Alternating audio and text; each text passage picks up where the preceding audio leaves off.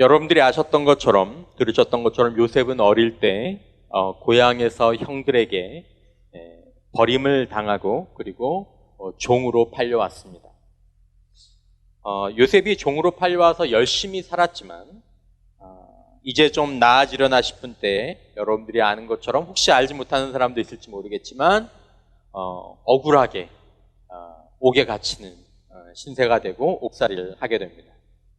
요셉이 몇 살 때 애굽으로 팔려왔는지 아십니까? 들으셨는데 모르겠어요? 17살 때 팔려왔습니다. 17살 때. 여러분들은 몇 살? anyway. 그리고 요셉의 인생이 이제 몇 가지 전기로 나눠볼, 몇 가지 이렇게 전기가 되는 그런 나이가 있는데, 성경에 보면 나이가 상당히 중요해요. 요셉이 이런 우여곡절을 다 겪고 이제 애굽 왕에게 인정받고 애굽 왕 앞에 딱 이제 총리로서 임명을 받고 서게 되는 나이가 있습니다. 그 나이가 몇 살이냐 하면 30세입니다. 30살.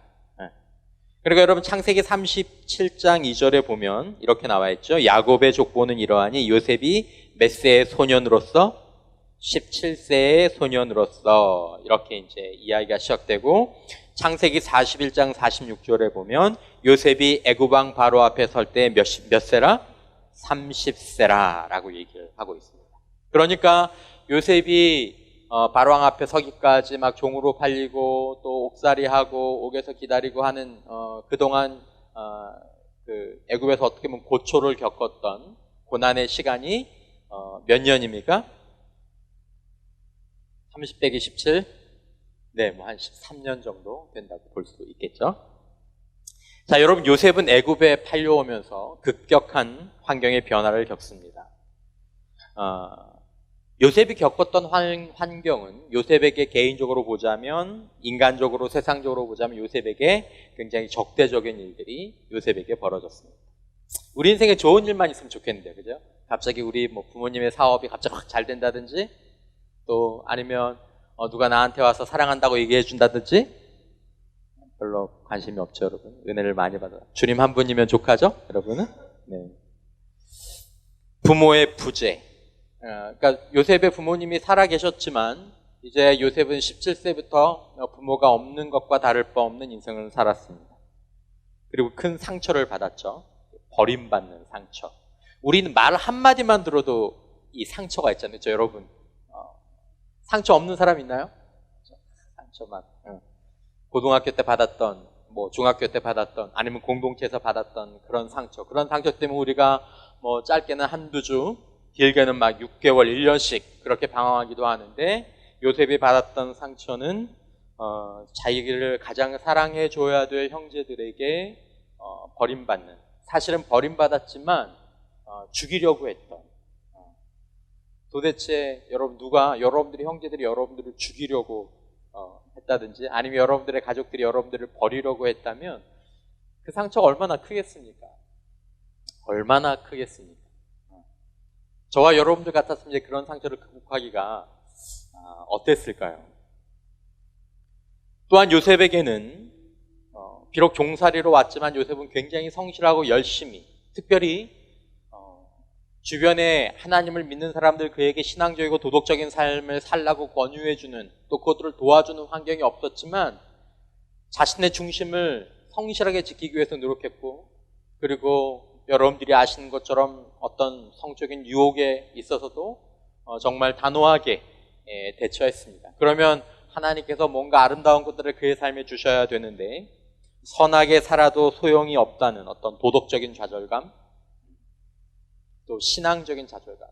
내가 지난 6년 동안, 지난 몇 년 동안 이렇게 도덕적으로 살았는데, 또 이렇게 내가 하나님 앞에 기도하면서 살았는데 이게 뭔가, 내게 남은 게 이게 뭔가, 이런 좌절감 같은, 이런 시간들로 17세의 소년은 13년을 보내면서 30살의 나이에 이르게 됩니다. 여러분, 성경에 보면 30살에, 여러분 이제 몇 살 남았어요? 30살 되기 전까지? 너 이제 30살이다? 야, 그러지. 30살. 몇 년 안 남았어요. 이제 여러분들 눈에 들어오기 시작해요. 맙소사. 그죠? 30살. 성경에 보면 30살에 공적인 일을 시작한 경우가 많아요. 사무엘하 5장 4절 말씀에 보면 다윗이 나이가 몇 세? 30세에 왕위에 올라 40년을 다스렸다. 예수님도 공생애를 누가복음 3장 23절에 보면 예수께서 가르침을 시작하실 때에 나이가 몇 세쯤 되시니라? 30세쯤 되시니라. 여러분들의 설은 어떨까요? 나의 설은? 나의 설은? 무엇을 하고 있을까도 굉장히 중요하죠. 무엇을 하고 있을까도 굉장히 중요해요. 그런데 여러분, 정말 중요한 것은 무엇을 하고 있을까와 함께 과연 이제 30살에 어떤 사람이 되어 있을 것이냐 라는 게 이제 굉장히 중요한 부분입니다. 여러분, 결혼하는데 걸리는 시간이 얼마나 걸릴까요? 결혼하려면. 결혼은 뭐 한 달 만에도 할 수 있죠. 한 달 만에도 할 수 있습니다. 결혼은. 하지만 좋은 배우자로 준비되는 것은 10년이 넘게 최소한. 여러분, 총리가 되고 왕이 되고 이렇게 뭐 사역자가 되고 결혼하여서 배우자가 되고, 여러분, 저와 여러분들이 30살이 된 이후에도 우리가 변화되고 그리고 또 성장할 수 있습니다. 그러나 여러분, 사람마다 그의 30살, 그녀의 30살, 여기서 말하는 30살은 어떤 30이라는 이 숫자적인 나이가 아니라 본격적으로 사회생활을 하기 전 요것을 여러분들의 30살이라고 볼 수 있을 것 같습니다. 그 전까지는 뭔가 채우고 배우고 가만히 있는 시기지만 누구나 언제나 그의 30살이 오거든요. 여러분들의 30살이 온단 말이에요. 여러분, 그때가 언제냐면 청소년기 최소한 10년 이상 만들어진 무엇이 이제 열매처럼 이제 드러나게 되는 거예요. 이게 더 이상은 밀릴 수가 없어요. 그때는 여러분들의 30살이 되면 그때는 나가야 돼요. 그때는 취업해야 되고, 그때는 사역해야 되고, 그때는 결혼해야 되고, 또 아니면 그때는 뭔가를 이렇게 하게 되겠죠. 근데 문제는 그때 이제 그 사람이 지난 10년, 13년 그의 청소년기에 쌓아왔던 것이 이제 그의 삶 가운데에서 나타나기 시작하는 때라는 거죠. 나타나기 시작하는 때. 여러분, 인생에는 시기가 있어요. 10대가 있고 20대가 있고 30대가 있고 40대가 있고 50대가 있고 60대가 있어요. 다 10년 10년 주기예요. 그걸 10년이라고 보든 20년이라고 보든 자라나고 변화하는 10년과 그리고 유지하고 개선하는 10년의 의미가 달라요. 그러니까 20대에서 30대 가는 10년과 30대에서 40대가 갖는 10년은 다르단 말이에요. 다르다. 여러분, 남은 평생, 여러분들과 여러분들의 세대, 또 제 세대도 마찬가지지만 여러분들의 세대의 남은 평생에 거둘 열매, 이 사람이 어떤 열매를 거두게 될까? 다윗이 어떤 열매를 거두게 되고, 요셉이 어떤 열매를 거두게 되고, 예수님이 어떤 열매를 거두게 될까? 이 열매는 여러분, 그녀의 30살, 그의 30살 이전에 정해지는 것입니다. 이게 사실은 좀 중요한 이야기죠.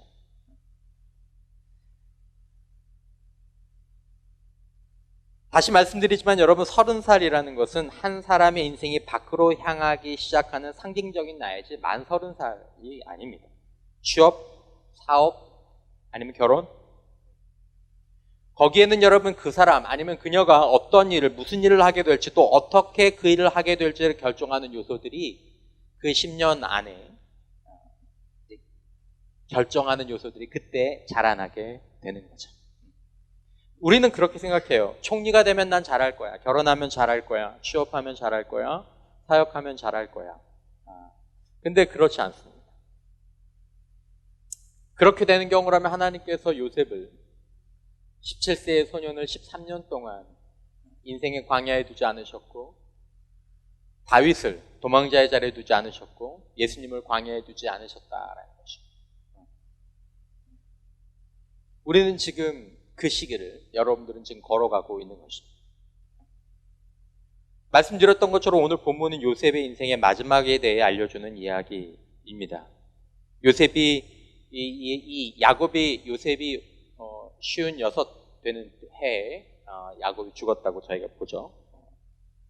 그리고 요셉이 그 이후로 110년을 삽니다. 22절에 보면 요셉이 그의 아버지의 가족과 함께 애굽에 거주하여 110세를 살았다라고 얘기 나옵니다. 그러니까 오늘 본문이 21절로 마치는데 22절에 이렇게 나오기 때문에 56세부터 110세까지 54년을 결국 요셉이 어떤 모습으로 사는 것이냐면 지금 현재는 이 본문의 모습으로 나머지 54년을 산 거예요. 여러분 보세요. 성경의 분량을 보세요.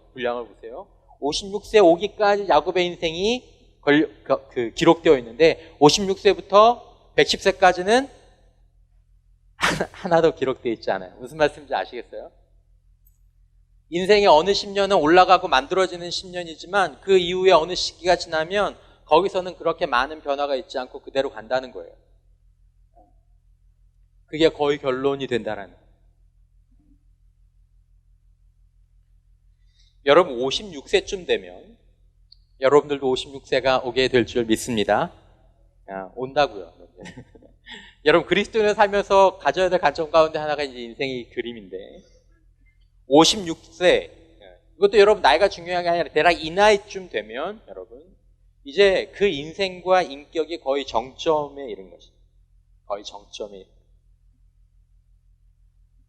그러니까 사실 여러분들이 어떤 모습으로 30살을 맞느냐도 중요하지만 사실은 30살은 그 사람의 인생과 신앙에 대해서 평가하기는 어려운 시기입니다.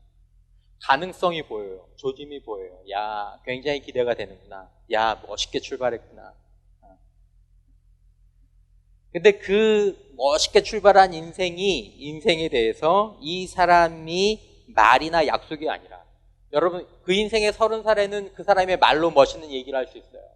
그 사람이 약속할 수 있어요. 그러나 여러분 그 사람의 인생이나 인격과 신앙은 보여주는 나이는 이런 사람이었어 라고 결론 내릴 수 있는 나이는 30살이 아니라 바로 56세, 60세 이 오간이에요.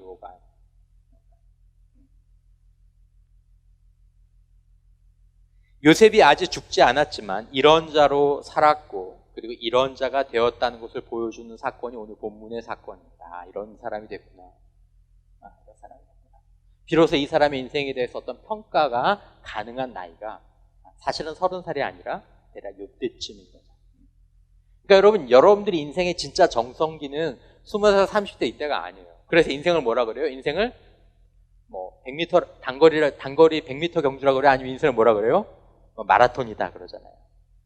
어느 때 여러분들의 모습이 정말 아름답게 펼쳐져 있어야 되냐면 어느 때? 이 56세 때. 여러분 자매들이나 형제들이나 외적인 모습으로는 지금 여러분들이 똑같은 시기잖아요. 근데 여러분들의 인생의 진짜 정성기는 언제부터냐 하면 우리들의 건강하기만 하다면 우리가 특별한 문제가 없다면 여러분들의 인생의 진짜 정성기는 바로 이 56세부터 110세까지입니다. 그때 정말 저와 여러분들 우리의 신앙과 인격과 삶을 누리고 흘려보낼 수 있도록 위해서 그전까지는 다 준비하는 시간이에요. 그러니까 지금 여러분들이 한 해 두 해 늦었다고 뭔가를 할 것이 아니라 내가 56세, 60세 그때 어떤 사람이 되길 원하는지를 기억하면서 지금 조금 늦더라도 제대로 된 길, 지금 조금 늦더라도 그때 아름다운 위치에 서 있을 수 있는 그쪽 길로 나가는 것이 굉장히 중요하다라는 것입니다. 그러니까 여러분들이 이런 관점을 가지고 오늘날 TV 뉴스에 나오는 유명 인사들이나 정치인들이나 이런 사람들의 삶을 보면 이제 뭔가를 우리가 좀 깨달을 수 있게 되는 거죠. 어느 학교를 먼저 가는 게 중요한 것이 아니라 어떤 직업을 걷는 게 중요한 것이 아니라 그렇게 했다고 하더라도 여러분 그의 인생의 56세, 60세 인생이 진짜 평가되는 그 시기에 만약에 그 사람이 이런 모습이라면 너무 안타까운 일이죠. 여러분들도 30이 되고 56세와 60세쯤이 되면 신앙과 인격이 어느 자리에 가 있게 될 것입니다. 말씀드린 것처럼 56세 때 내가 회개하고 57세 때 신앙의 자리를 제대로 찾을 수 있을 거라고 생각하면 오산입니다. 29살 때부터 똑바로 살면 30살에 하나님 앞에서 쓰임받을 수 있다고 생각하는 것도 굉장히 큰 오산입니다. 여러분, 우리들이 어떤 자리에 가 있게 될까요? 그런 내적인 상태를 보여주는 선택과 결정들, 말과 행동들이 어떻게 나타나게 될까요? 그러니까 여러분, 오늘 본문에 나오는 이 56세 때 요셉의 이 모습을 여러분들이 어떻게 평가할지는 잘 모르겠지만 이 모습은 하루아침에 나올 수 있는 모습이 아니라는 거예요. 머리의 생각으로는 그렇게 나올 것 같지만 절대로 그렇게 나올 수 있는 것들이 아니다라는 것입니다. 그렇게 하려면 우리가 어떤 것들을 생각해야 되는가? 여러분, 한 번만 따라서 해주시겠습니까?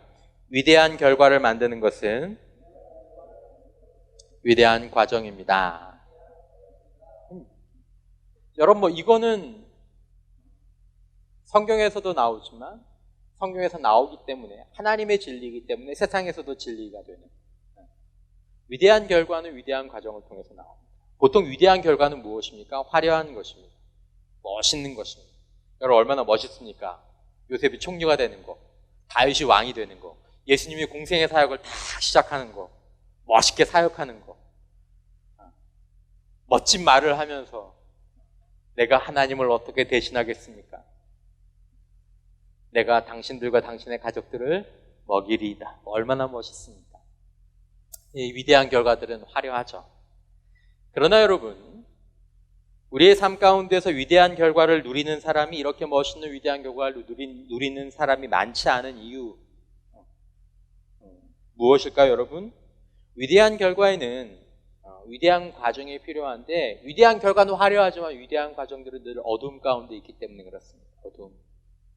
여러분, 세상에서 위대한 과정이라고 얘기하면 운동선수들이라든지 기업가라든지 이런 얘기를 하면 성실한 거, 정직한 거, 좋은 전략을 가지고 맹렬하게 노력하는 거 이런 것들을 위대한 과정이라고 이야기할 수 있을 것입니다. 세상이 말하는 위대한 결과는 곧 위대한 성취에 오르는 것입니다. 돈을 많이 벌거나 높은 지위와 명예에 오르는 것, 이것을 위대한 결과라고 얘기합니다. 여러분, 성경이 말하는 위대한 결과는 어떤 것일까요? 총리에 오르는 것 너무 위대한 결과죠. 그렇죠? 다윗처럼 왕이 되는 것도 굉장히 위대한 결과입니다. 아브라함처럼 거부가 되는 것도 사실은 위대한 결과입니다. 근데 성경이 말하는 위대한 결과는 세상이 말하는 위대한 결과보다 조금 더 통합적이고 시간적으로 봤을 때 이 유한한 세상에 머물러 있는 것이 아니라 영원까지 가는 결과를 위대한 결과라고 얘기합니다. 그래서 여러분들이 성경에 익숙한 사람이 되고 성경의 가치관과 세계관을 익숙해지는 사람이 되어야 될 중요한 이유 가운데 하나가 뭐냐면 성경이 우리에게 보여주는 그 길은 이 땅에서만 끝나는 것이 아니라 이 땅을 포함해서 하나님 나라까지 포함하는 육신만 포함하는 것이 아니라 감정과 영혼을 온전하게 포함하는 관점들을 성경이 가지고 있기 때문에 우리가 성경을 통해서 우리의 인생과 세계를 또 우리 자신을 보아야 될 필요가 있다는 것입니다. 어쨌든 여러분, 성경이 말하는 위대한 인생은 무엇이냐면 하나님이 함께하여, 누가 함께하여? 하나님이 함께하여 세상을 위해 사용되는 인생이 위대한 인생입니다. 조건이 두 가지예요. 하나님이 함께하는 인생, 그리고 세상을 위해서 사용되는 인생. 모든 하나님의 사람들에 대해서 나타나는 공통적인 특징이 바로 이 부분들입니다. 그러니까 여러분들과 저도 우리들의 삶을 진단하려고 할 때 내 삶 가운데에서 하나님이 함께 하시는가, 그리고 나는 내 삶을 통하여서 세상을 위해서 사용되는 그런 방향으로 자라가고 있는가. 우리가 조금 더 간단하게 얘기를 해보면 복이 되어서 복을 전달하는 인생, 또 다르게 표현하면, 조금 다른 표현으로 얘기하자면 예수님 안에서 우리의 전 인격이 복을 받고 예수님 안에서 우리의 전 영혼과 감정과 육신과 우리 행동이 복을 받고 그 복을 예수 안에서 세상으로 흘려보내는, 영혼이 병들고 감정이 병들고 육체가 병든 그 세상에 흘려보내는 그 대표적인 인생이 예수님이시고, 그리고 오늘 본문 같은 요셉, 다니엘, 다윗, 이런 인생이라고 볼 수 있습니다. 여러분, 우리는 어떻게 하나님이 함께 하시고 사용하시는 인생으로 30살에 설 수 있을까요? 여러분들 인생의 30살. 어떻게 그렇게 60세에 완성되며 주님 앞에 갈 때까지 그렇게 유지될 수 있을까요? 어떻게? 여러분, 어떻게 우리가 고만고만해 보이는 17살. 여러분, 지금 17살이면 몇 학년이죠? 고등학교 몇 학년이에요? 1학년. 여러분, 지금 대학, 고등부 이렇게 뭐 스텝 하거나 아니면 간 애들 딱 보면, 아, 쟤는 요셉 같은 애야. 쟤는 요셉 같은 딸이야. 요셉 같은 아들이 보여요? 이 고만고만해 보이는 17세의 소년들, 17세의 소녀들, 여러분. 요셉이 그때 인생을 시작했거든요. 다윗도 그때 인생을 시작했거든요. 예수님도 그런 시기가 있었고, 다니엘도 여러분 그때의 시기가 있었거든요. 여러분, 하나님은 사람의 인생을 각자 다르게 사용하시고 어떤 한 기준으로 찍어내지 않으시지만 찍어내지 않으시는 가운데서도 영적인 어떤 특질들이 있어요. 성경을 보면. 여러분, 과연 우리가 17세의 나이는 지났지만 17세의 나이로 지났지만 우리가 위대한 결과를 향해서 나아가고 있는 아직 30살의 그 어느 앞에 세상 앞에 나갈 때를 아직 준비할 수 있는 기회가 있는 지금 우리의 입장에서 우리가 어떻게 그런 소년들과 그런 소녀들을 알아볼 수 있을까요? 하나님이 함께 하실 위대한 인생들을 어떻게 알아볼 수 있을까요? 우리는 어떻게 스스로를 점검해 볼 수 있을까요? 여러분, 먼저 우리가 기억해야 될 것은 우리가 모든 일의 중심이 하나님이라는 사실을 다시 기억하는 것이 중요한 줄 믿습니다. 요셉에게, 다니엘에게, 다윗에게, 우리 예수님에게 여러분 어떤 것이 떠오르십니까? 그분들의 삶의 중심에 하나님이 계셨어요. 여러분들과 저의 삶은 어떠십니까? 여러분, 하나님은 살아계셔서 항상 모든 일의 중심이 되시며 우리를 통해서 세상을 복되게 하시기를 원하시는 줄 믿습니다. 그러나 여러분, 이런 하나님과 동행하려면 하나님과 함께 호흡할 수 있는 자가 되어야 한다는 것입니다. 하나님은 어제나 오늘이나 동일하시고 하나님은 모든 인생들 가운데 함께 하실 수 있는 분이지만 하나님과 함께 호흡할 수 있는 자가 되느냐 되지 못하느냐에 따라서 그의 인생이 하나님과 함께하여 세상을 이롭게 하는 인생이 되기도 하고 그저 자신의 인생 하나를 먹이는 데 급급한 인생이 되기도 하고 어쩌면 태어나지 않았으면 좋을 뻔한 인생이 되기도 한다는 것입니다. 하나님은 변하지 않습니다. 문제는 하나님과 우리 사이의 관계가 다르다라는 것입니다. 여러분, 조건으로 보자면 요셉과 다니엘과 다윗 그리고 여러분들과 저가 인간적인 조건으로 보자면 별 큰 차이가 없습니다. 차이는 항상 그들이 하나님과 맺고 있는 관계와 우리가 하나님과 맺고 있는 관계가 다를 뿐이다라는 것입니다. 그리고 그 관계가 만들어지는데 10년이 넘는 시간들이 걸린 것입니다. 여러분, 저와 여러분들이 하나님의 생각과 하나님의 마음과 하나님의 행동을 할 수 있는 자가 되어야 되고 한두 번 했다가 마는 사람이 아니라 우리가 훈련받는 가운데서는 살아가는 가운데서는 그렇게 갈 수 있죠. 한두 번 특세 드리는 날 아니면 우리가 은혜 받는 날 그렇게 한두 번 하나님의 생각과 하나님의 마음과 하나님의 행동을 할 수 있는 자로 서면은 안 되고 우리가 30살이 되기 전에 우리의 삶이 꾸준히 하나님의 마음과 하나님과 하나님의 생각과 하나님의 행동과 우리가 마음과 생각의 행동으로 하나님과 동행할 수 있는 자들이 되어야 한다는 것입니다. 여러분, 요셉의 인생에서 많은 일들이 있었습니다. 그리고 17세 이후 그에게 일어난 일들은 그에게 불리해 보이고 고통스러워 보이고 억울한 일들이 있었습니다. 그리고 가끔 요셉에게는 유혹적인 일도 있었습니다. 사람은 두 가지 환경 가운데서 노출되면서 그 안에 있는 진실한 모습을 드러냅니다. 학교에서는 여러분들 시험 보시지만 인생에서는 우리가 고난과 유혹이라는 시험지를 맞게 됩니다. 사람은 많은 고난과 달콤한 유혹 두 가지 환경을 지나면서 그 사람이 현재의 수준을 드러내 보이는 것입니다. 이 정도 꽤 고난까지는 버텼어요. 근데 그 고난이 더 심해지고 그 환경이 더 억울해지면 탁 놓아버리면 여기까지인 거예요. 이 정도 유혹은 어떻게 하나님과 함께 또 아니면 하나님 안에서 지날 수 있었어요. 그러나 유혹이 더 커지자 거기서 탁 포기해버렸어요. 그럼 이제 그 정도가 그 사람이 갖고 있는 내적인 신앙의 현주소라고 이야기할 수 있는 것입니다. 뒤에서 조금 더 얘기를 하겠습니다. 여러분, 인생의 방향을 결정하는 건 뭐냐면, 자, 여러분, 요셉의 방향을 뭐가 결정했습니까? 요셉의 유혹의 순간 가운데에서 요셉의 인생의 방향을 결정한 것은 요셉의 선택이었습니다. 요셉의 행동이었습니다. 옥중에서 요셉의 인생을 결정한 것은 요셉의 행동과 요셉의 선택이었습니다. 오늘 본문에서도 요셉의 인생을 드러나게 보이는 것은 요셉의 선택과 요셉의 행동이었습니다. 용서하는 행동, 용서하는 선택. 여러분, 이 마지막 요셉의 마지막 선택이 얼마나 훌륭하고 얼마나 멋있습니까? 여러분들이 보는 것처럼 요셉에게 치명적인 아픔을 남겼던 형제들은 야곱이 죽자마자 불안에 휩싸였습니다. 요셉이 복수할까 두려웠기 때문에.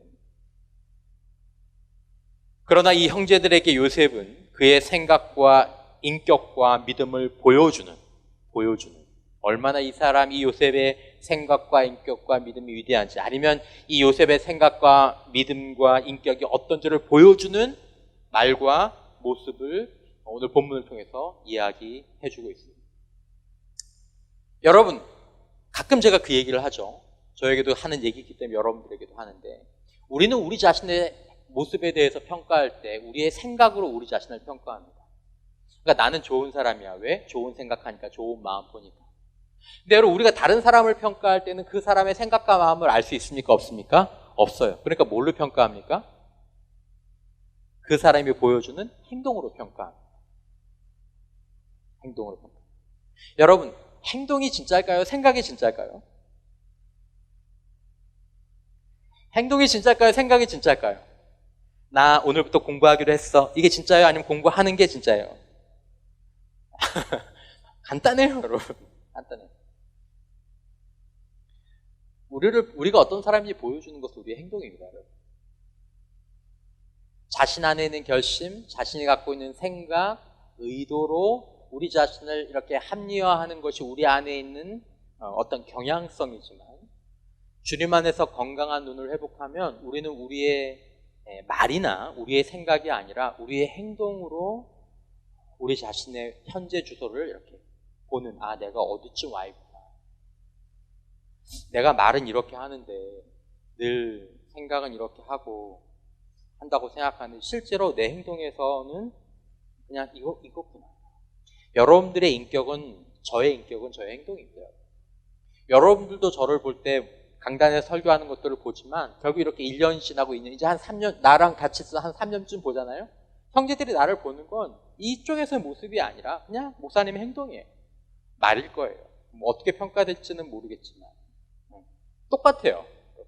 그리고 여러분, 제가 아무리 얘기하더라도 나는 내 말과 내 생각이 아니라 저의 인격은, 저의 신앙은 저의 행동입니다.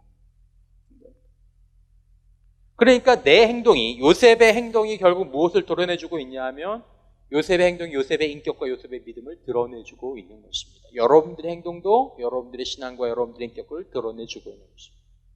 그러니까 설교하는 사람들이나 찬양하는 사람들은 항상 이 부분에 대한 부담을 가지고 계셔요. 사실은 굉장히 부담을 갖고 계셔요. 적어도 내가 앞에서 설교하는 사람들이기 때문에 내 설교를 듣는 회청 중인 여러분들을 만날 때에는 내 행동이 내 메시지를 가리지 않도록, 최소한 내 메시지에 배신은 느끼지 않도록 내가 조심해야 되는 거예요. 여기서 막 형제 여러분 자매는 사랑합니다. 그렇게 얘기하고 주머니에 손 놓고 야 씨 와봐. 그럼 여러분들이 헷갈리는 거죠. 그리고 나중에는 그 두 가지를 떼서 생각합니다. 목사님은 강단에서는 저렇게 하지만 밑에서는 이렇게 하시는 거예요. 여러분, 제 나이 때도 힘든데 여러분들 나이 때는 얼마나 힘들겠어요. 23, 22. 내가 요셉과 같은 신앙이 아닌데 여기서는 막 그렇게 두 손 들고 찬양하다. 내려가서는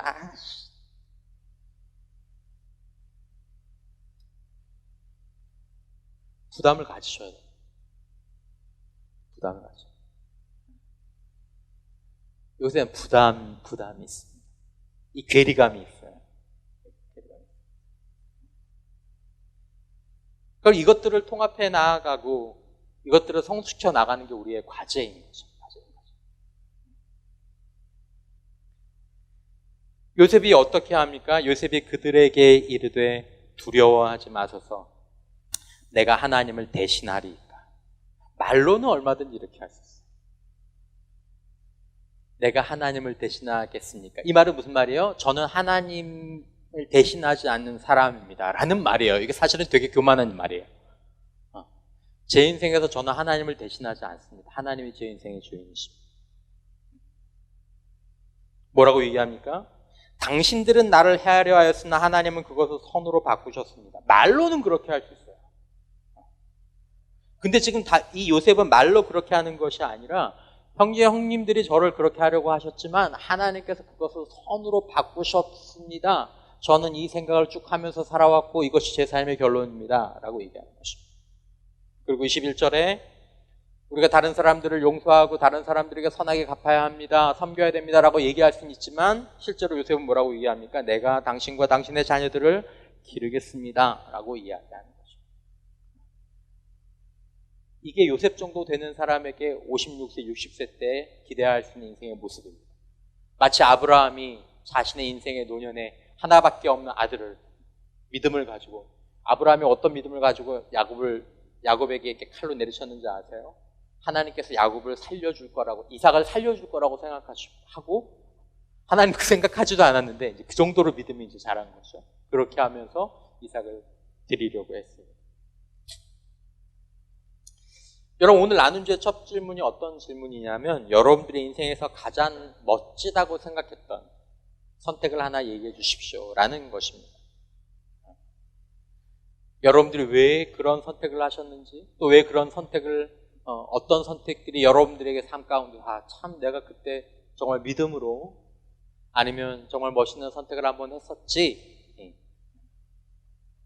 여러분, 요셉의 이런 멋진 선택과 행동은 의미가 있습니다. 근데 여러분, 이런 멋진 행동과 선택은 어디서 나오냐 하면 아까 말씀드린 것처럼 사실은 생각에서 나옵니다. 생각에서 나옵니다. 믿음에서 나옵니다. 진짜 믿음에서. 여러분, 생각이 뭡니까? 우리가 흔히 얘기하잖아요. 생각이 바뀌어야 돼. 생각이 커야 돼. 여러분, 인생에서 생각이라는 말을 여러분 조금 더 구체적인 말로 표현을 하면 뭐냐면, 생각이라는 것은 무엇이냐면 환경을 해석하는 능력을 생각이라고 얘기합니다. 뭘 해석하는 능력? 환경을 해석하는 것을 생각이라고. 이 사람이 지금 생각한다. 자, 교통사고가 났어요. 교통사고를 나서 이 교통사고를 어떻게 하지 생각한다. 이게 무엇이냐면 지금 교통사고가 났는데 지금 이 상황을 내가 어떻게 해석해야 될지 이걸 생각이라고 얘기하는 거예요. 그리고 그 생각의 차이, 그 해석하는 방식의 차이에 따라서 뭐가 달라지냐면 행동이 달라져요. 그리고 달라진 행동에 따라서 그 사람의 운명이 달라지는 것입니다. 생각은 해석이다. 오늘 여러분들이 이 명제를 좀 마음속에 두고 가시면 좋을 것 같아요. 여러분, 우리 흔히 생각의 차이를 말합니다. 어떤 일이 있습니다. 어려움이 있습니다. 똑같은 어려운 환경을 만나고 똑같이 어려운 일을 당해도 뭐가 달라요? 생각하는 것이 다르다라고 얘기하잖아요. 이 말은 무슨 말이냐면 해석을 다르게 한다는 얘기예요. 우리가 배신을 당할 때하고 요셉이 배신을 당할 때, 우리가 억울한 일을 당할 때, 요셉이 억울한 일을 당할 때, 일은 똑같지만 뭐가 다르니까? 생각하는 게 다르니까. 즉, 뭐 하는 게 다르니까? 해석하는 게 다르니까 뭐가 달라지는 거예요? 행동이 달라지는 거예요. 행동이 달라지는 거예요. 해석이 바뀌어야 행동이 바뀌고 그 다음에 감정이 바뀌고 인생이 바뀌게 됩니다. 굉장히 중요해요. 그래서 우리가 위대한 소녀들, 제가 남다르게 크겠구나. 믿음 안에서. 아니면 여러분, 조금 육신적으로 보더라도 남다르게 크겠다 싶은 소년과 소녀들을 알아보는 중요한 기준 가운데 하나가 이 인생을 해석하는 기준이 어디 있느냐. 그때. 그러니까 여러분들을 지금 보면서도 마찬가지예요. 우리가 자신을 보면서도. 여러분, 위대한 소년들, 위대한 소녀들, 예수님의 어머니 마리아 같은, 다윗 같은, 요셉 같은, 다니엘 같은 여러분, 이 위대한 소녀들, 고작 17살, 16살, 마리아의 나이가 정말 어렸다고 우리가 얘기하는데 여러분 그 소녀들이 다른 소녀들이나 다른 소년들과 다른 생각, 즉 인생을 해석하는 방법 뭐가 다를까요, 여러분? 그 인생을 해석하는 기준이 하나님과 하나님의 성품과 하나님의 말씀이다라는 것입니다. 세 가지예요. 하나님과 하나님의 성품과 하나님의 말씀. 여러분들과 저는 무엇을 가지고 생각합니까? 어떤 상황들을 무엇을 가지고 해석하기 시작하십니까? 여러분들과 제가 하나님의 말씀을 통해 또한 기도 가운데에서 하나님의 존재와 하나님의 우리를 향하신 마음과 하나님의 생각과 하나님이 일하시는 다양한 놀라운 모습을 알아가는 은혜가 있기를 주님의 이름으로 축원합니다. 여러분 그래서 여러분 꼭 배우는 자리 가운데 계셔야 됩니다. 말씀을 배우는 자리. 여러분 오늘 본문에 보면 우선 요셉은 인생을 해석하는 기준이 남달랐습니다. 해석하는 기준. 19절에 보면 뭐라고 얘기합니까? 두려워 마소서 내가 하나님을 대신하리까 이렇게 얘기합니다. 두려워 마소서 내가 하나님을 대신하리까 내가 하나님을 대신하지 않겠다라는 것입니다. 여러분 요셉의 기준이 요셉의 생각과 요셉의 감정이 이기는 것입니까? 하나님의 생각과 하나님의 마음이 이기는 것입니까? 하나님의 생각과 마음이 이기는 것입니다. 하나님이 나를 이기신다라는 것입니다. 내 인생 가운데에서 지금 제 인생 가운데에서 제가 하나님을 대신할 수 없습니다. 하나님이 저의 생각을 이기십니다. 저도 감정이 있죠. 저도 생각이 있죠. 근데 하나님을 대신할 수 없습니다. 하나님의 뜻이 내 감정이나 내 생각보다 우위에 있다는 것입니다. 우리가 보통 때는 그냥 그렇게 얘기할 수 있어요. 근데 여러분 어떤 암담하고 고통스럽고 억울하고 의심이 가는 순간에도 그런 일에도 하나님의 생각이 하나님의 마음이 내 생각보다 내 감정보다 위에 있다는 것입니다. 해석이란 말씀을 드렸죠. 두 사람이 있어요. 두 종류의 사람이 있어요. 이거는 시소 같은 거예요. 환경이 신앙을 해석하는 사람이 있어요. 이 말이 무슨 말이에요? 환경이 신앙을 해석해요. 환경에 따라서 신앙이 바뀌는 거예요. 좋을 때는 신앙도 좋아요. 근데 어려우면 신앙이 흔들려요. 이게 환경이 신앙을 해석합니다. 반면에 어떤 사람은 신앙이 환경을 해석합니다. 요셉 같은 경우에는 뭐예요? 신앙이 환경을 해석하는 경우예요. 위대한 소년들, 위대한 소녀들은 다 이 말씀을 갖고 있어요. 마리아에게 천사가 나타나서 내가 아들을 낳으리라고 얘기했어요. 나는 남자를 알지 못하는데 어떻게 아들을 낳아요? 하나님의 천사가 그래도 내가 성령으로 내가 아들을 낳을 것이라고 얘기하니까 마리아가 뭐라고 얘기하냐면 계집종이 오니 주의 말씀대로 이루어질지이다 라고 얘기합니다.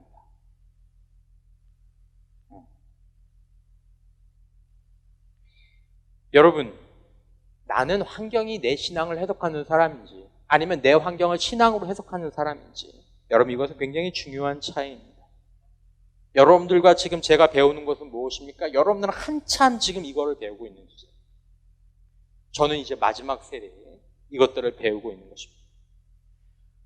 만약에 이 사람이 언제까지 환경으로 신앙을 해석할 사람이냐, 언제까지 하나님을 대신하는 인생, 평소에는 그냥 이렇게 내가 하나님을 대신할까 하다가 어떤 사안들이나 어떤 일이 생기면 금방금방 하나님을 대신해요. 하나님 잠깐만 오늘은 이건 안 돼요. 하나님 이번은 안 돼요. 이건 이렇게 해야 되겠어요. 저건 저렇게 해야겠어요. 항상 내 자아가 조금 가다가 이기고 조금 가다가 이기고.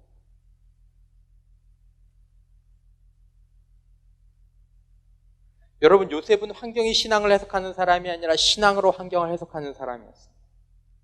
어떤 경우에 우리는 환경이 나빠지면 하나님을 신뢰하고 하나님께 기도하며 하나님께 순종하는 것들을 멈춥니다. 환경이 나빠지니까 뭐가 이기는 겁니까? 환경이 이기는 것입니다.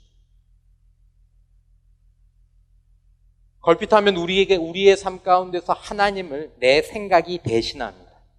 하나님의 마음보다 내 감정이 대신합니다. 여러분, 우리는 앞으로 살면서, 여러분들 앞으로 살면서 많은 고난을 만나게 될 것입니다. 가끔 달콤한 유혹을 받을 것입니다. 여러분, 그때도 하나님을 대신하지 않는 자가 되기를 주님의 이름으로 축원합니다. 우리가 점점 견고하게 고난과 유혹 속에서도 내 감정, 내 생각, 이것이 하나님을 대신하지 않는다면 우리는 그에게서 이 사람이 위대한 영적 특질이 있다고 이야기해도 좋을 것입니다. 젊은 여러분들 가운데에서 여러분들 스스로가 자신을 바라보면서, 아니면 어떤 형제나 자매들, 아니면 여러분들의 동성과 후배를 바라보면서, 야, 쟤는 환경으로 신앙을 해석하는 게 아니라 신앙으로 환경을 해석하네. 그 녀석 기특하네. 기특하네. 위대한 아이들이에요. 위대한 시작을 갖고 있는 아이들. 두 번째로 다윗은 이것을 해석하는 방법을 알고 있었습니다. 영적인 지식이 있습니다. 20절에 보면 당신들은 나를 해하려 하였으나 하나님은 그것을 선으로 바꾸사. 여러분, 저와 여러분들이 내가 마음 가운데서 하나님을 대신하지 않겠다라는 생각만 가지고 삶에서 하나님과 동행하는 것은 굉장히 어렵습니다. 지금 이 상황 가운데서 내가 하나님을 대신하지 않으려면 하나님께서 이 상황들을 어떻게 바라보길 원하시는지, 이것들을 어떻게 받아들이길 원하시는지, 세상 사람들은 이 상황 가운데서 좌절하고 절망하지만 나는 이 상황 가운데서 왜 인내하고 희망이 하나도 안 보이고 너무 억울하고 너무 화가 나지만 지금 이 상황 가운데서 내가 왜 이런 행동을 취해야 되는지 알고 있어야 하나님 앞에서 다른 해석들을, 다른 행동들을, 반응을 보일 수 있다는 것입니다. 요셉은 무엇을 알았습니까? 하나님은 악을 선으로 바꾸시는 분임을 알았습니다. 내가 하나님 편에 있기만 하면 내 인생에 지금 아무리 악한 일들이, 아무리 허무한 일들이, 아무리 오래 기다렸다고 할지라도 반드시 하나님께서 이것을 선으로 바꾸실 것이다. 중요한 건 내가 하나님을 대신하지 않는 것이고 하나님의 뜻대로 반응하는 것이다. 여전히 고난과 억울함과 의문이 내 삶을 짓누르고 있지만 위대한 자질을 가진 소년들과 소녀들은 하나님이 그것을 선으로 바꾸실 것에 대한 관점을 가지고 인생을 해석한다는 것입니다. 여러분들은 고난과 유혹에 대해서 어떤 렌즈를 가지고 해석하시는 것 같습니까? 여러분들의 렌즈입니까? 여러분, 이 렌즈가 있으려면 저와 여러분들이 정말 말씀을 알아야 합니다. 하나님의 마음과 하나님의 성품을 알아야 합니다. 여러분, 이제 학기가 시작됩니다. 여러분, 또 개인적으로 준비하는 일들이 시작됩니다. 여러분, 말씀을 읽는 일, 말씀을 배우는 일, 말씀을 공동체 안에서 함께 나누면서 이 하나님의 눈으로 세상을 보는 훈련들을 하는 일, 하나님의 말씀으로 내 생각과 마음을 채우는 일은 다소 지루하고 어려운 일이 될 수 있습니다. 그러나 주의 말씀이 내 발의 등이 되고 주의 말씀이 내 길에 빛이 되는, 이 말씀이 무슨 말이에요? 주의 말씀이 내 인생을 해석하게 하려면 내 안에 말씀이 채워져야 한다는 것입니다. 여러분, 공동체와 함께 말씀을 나누고 말씀을 배우는 자리, 말씀을 가르침으로 또 배우는 자리, 여러분, 그 자리에 여러분들이 머무는 이제 학기를 준비하는, 이 후반기를 준비하는 인생들 되시기를 주님의 이름으로 축원합니다. 안 그러면 하나님과 분리되기 시작합니다. 하나님을 대신하는 인생 되기를 원합니다. 그러면 여러분들의 서른 즈음에, 여러분들의 환갑 즈음에 우리들의 삶 가운데에서 우리들이 마음 아파하면서 무엇인가를 바라보게 될 것입니다.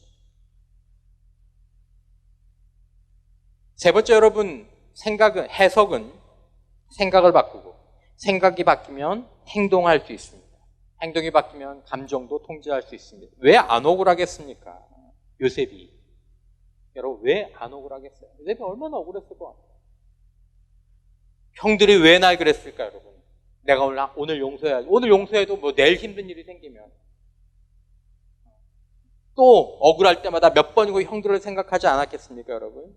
신앙의 해석의 특징이 있는데, 여러분, 신앙의 해석은 한 번 하고 끝나는 게 아니다라는 것입니다. 오늘 여러분들과 제가 신앙으로 해석을 해서 오늘을 버텼어요. 그러면 내일 또 그 상황 가운데서 또다시 신앙으로 그 상황을 해석해야 되는 것이 신앙의 해석의 여정입니다. 생각의 여정입니다.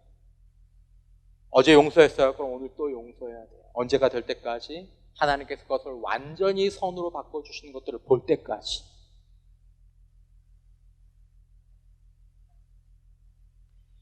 형제를 용서하고 환경을 믿음으로 긍정하는 거. 여러분 참 힘들지 않습니까?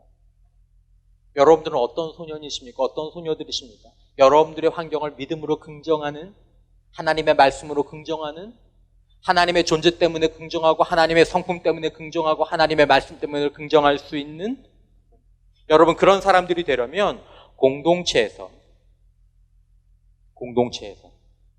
몇몇 사람들과 함께 기도와 말씀, 교제 가운데에서 이것들을 계속 끊임없이 해나가. 여러분 혼자는 안 됩니다, 여러분. 그러니까 여러분 아직 여러분들이 이제 하반기를 시작하면서 여러분들이 많은 것들이 있겠지만 반드시 여러분들의 시간의 일부분을 떼어서 내 인생을 어떻게 하나님의 눈으로 말씀으로 해석할 것인가를 위해서, 말씀을 해석하기 위해서 내 인생을 향한 하나님의 눈과 하나님의 마음은 어떤 것인가를 성경을 통해서만 알 수 있거든요. 나는 내 인생을 이렇게 보는 법밖에 몰랐는데 하나님의 말씀을 공부하고 생각하고 묵상하다 보니까 인생을 이렇게 보는 방법이 있는 거야. 그럼 나 인생을 이렇게 해석해야지. 이건 여러분 내 눈으로 되는 게 아니라 공동체와 함께 봐야 합니다. 그래서 여러분 배우든지 가르치든지 꼭 하십시오. 귀찮죠? 힘들죠, 여러분. 이해합니다. 저도 그렇지만. 근데 여러분들이 그 자리에 있지 않으면 여러분들은 영원히 신앙으로 환경을 해석하는 것이 아니라 여러분들의 신앙이 환경으로 해석당하게 될 것입니다. 그리고 결과는 나 혼자만 먹이기도 힘든 인생, 나 혼자만의 기아도 해결하기 힘든 인생으로 살아가게 될지도 모릅니다. 하나님이 우리들에게 원하시는 건 그것이 아니었습니다. 하나님이 요셉을 택하시고 다윗을 택하시고 하나님께서 하나님의 다니엘을 택하셨다고 할지라도 그들의 그 긴 인생 가운데서 그들이 말씀으로 신앙으로 환경을 해석할 수 있는 자로 훈련되기를 원하셨습니다. 검증하셨습니다.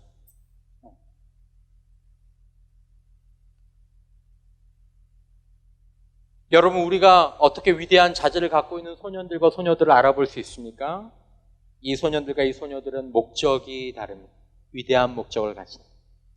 여러분, 여러분들과 저의 인생이 다시 한번 나 자신을 향한 이 자기연민이라고 그러거든요. 날 위해, 이 불쌍한 날 위해, 이 가난한 날 위해, 이 두려운 날 위해가 아니라 여러분. 오늘과 같이 많은 백성의 생명을 구원하게 하시려고 이타적인 인생, 누군가에게 도움이 되는 인생이 되기 위해 살아가는 인생으로 우리의 목적이 세워지는 은혜가 있기를 주님의 이름으로 축원합니다. 그런 자질의 소년과 소녀들을 보면 여러분들 알아보십시오. 제가 다르겠구나. 제가 마리아 같은 아이가 되겠구나. 제가 다윗 같은 아이가 되겠구나. 요셉 같은 아이가 되겠구나. 우리가 자기 연민에 빠져 있을 때마다 하나님의 말씀으로 스스로를 다시 한번 돌이키십시오. 이건 하나님의 뜻이 아니고 하나님의 눈으로 내 인생을 봐. 여러분, 하나님의 눈으로 내 인생을 해석하시고 하나님의 눈으로 내 존재를 해석하시고 하나님, 저는 지금 아무것도 아니지만 나는 버림받았고 나는 옥에 있고 나는 종살이하고 있지만 하나님 안에서 연단받고 하나님 안에서 훈련받아서 하나님 저를 통해 많은 사람들이 누군가가 인생에서 회복되고 하나님을 알고 그 인생의 행복을 누리는 인생 되기를 원합니다. 하나님 그 인생으로 제가 쓰임받기를 원합니다. 준비되기를 원합니다. 하나님 나를 세상을 위해서 준비시켜 주시옵소서. 그러면 훨씬 더 우리들의 삶이 의미가 있습니다. 말씀을 맺습니다. 여러분, 정말로 귀한 여러분들의 서른 즈음에 또 여러분들의 인생이 평가되는 그 즈음에 여러분들을 통해서 많은 다른 사람들이 복이 되는 위대한 자질을 가진 소년과 소녀들이 되시기를 주님의 이름으로 축원합니다. 오늘도 여러분 삶에 고난이 있죠. 유혹이 있죠. 그렇다 할지라도 하나님을 대신하지 않는 자들, 환경으로 신앙이 해석당하는 자가 아니라 신앙으로 환경을 해석할 수 있는 하나님의 사람들로 저와 여러분들 모두가 아름답게 쓰여지고 그렇게 기도하고 이제 새로운 하반기를 그런 마음으로, 그런 태도, 그런 결단으로 서로 격려하면서 준비하는 우리 모든 공동체가 되시기를 주님의 이름으로 축원합니다.